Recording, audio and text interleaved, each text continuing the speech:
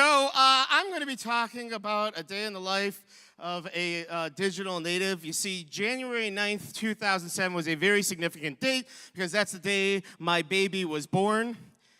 And yes, I'm referencing that baby and not the one that Steve Jobs was holding up on that exact same day, which is the day that he announced the iPhone. And I realized I could actually chart my son's entire life, align two different generations of iPhones. And I'm not even kidding, because as you go through our family pictures, you'll notice all these different significant events are lining up based on the things that he was doing with an iPhone at that time. This is him trying to teach my daughter to read, which basically means he plays on the iPhone and she watches him. I don't know how that teaches her to read, but that was sort of the exercise that they went through. Now, my son is somewhat of an entrepreneur, at least he likes to think of himself as one. In order to raise money to buy more Pokemon cards, and by the way, go Team Valor,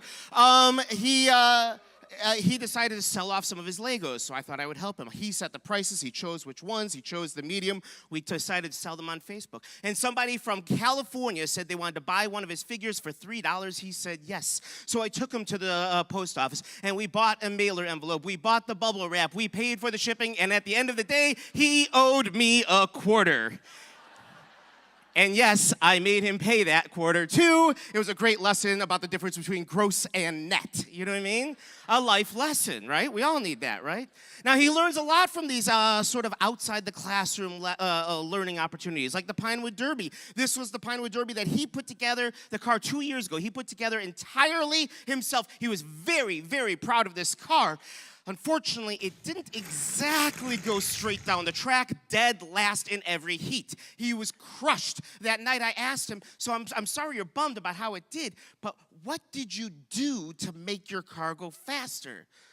And he sat there perplexed because he didn't know that was a thing that you did on purpose. You know what I mean? So then he started doing some Google searches, and he found out that there was all these different designs that people have learned over time about aerodynamics and friction and all this other kind of stuff. And the next year, it was a very, very different story. And he took first place in his pack. Yeah!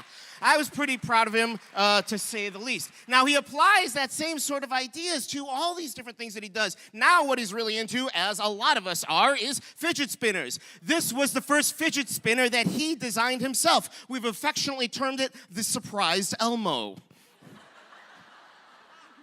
You see it? Don't spin too well, right? He didn't make any money trying to sell those, but he has come up with many other designs since then. And he takes them and we print them out on the 3D printer, and he puts his own bearings into them. He goes and does research at stores, at the kiosks in the mall and at Walgreens and CVS and so on. And he says, "Daddy, I like this design. Take a picture of it so I can take it home and try and copy it." And then he comes up with his own original versions. He puts the bearings in himself, and he sells them at school and to family and friends and so on and so forth to raise money so he can buy more Pokemon cards, right? That's what he does. In fact, we were just at a music festival recently, and at the music festival, instead of playing, hula hooping and hanging out with the other kids, he was putting together fidget spinners with LEDs and then sitting in front of our tent selling fidget spinners to the hippies walking by. I know. And every great salesman has a great pitch, right? You want to know what his pitch was? I need the money to send my sister to college. I'm not even kidding. He sold $65 worth of spinners in about 30 minutes. Not bad at all. Yeah, he's a little bit of an entrepreneur. The only trouble is, though, there seems to be this odd little disconnect between the things that he's doing outside of school and the things that he's doing inside of school. And what I mean is, at one point, actually, this was about 2 weeks ago, he needed to study for a test about trees. And these were the notes that he brought home. Actually, this isn't the exact picture, but this is almost exactly the same thing that he brought home. And you can see it's a little bit incomplete, right? It's got a couple of labels, but no real detail. And I said, "What happened?"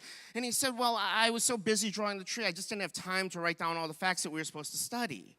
So I guess I just can't study and we'll just see what happens."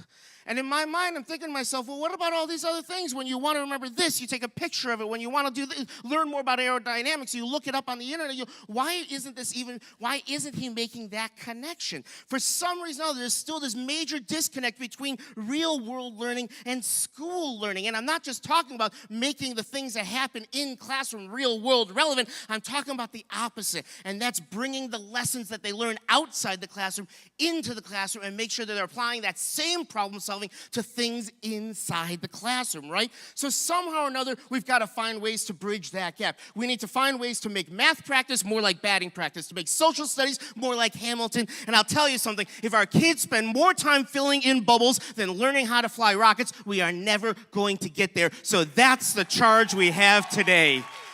Good luck, everybody. I hope while you're here, you find ways to do exactly that. Thank you very much.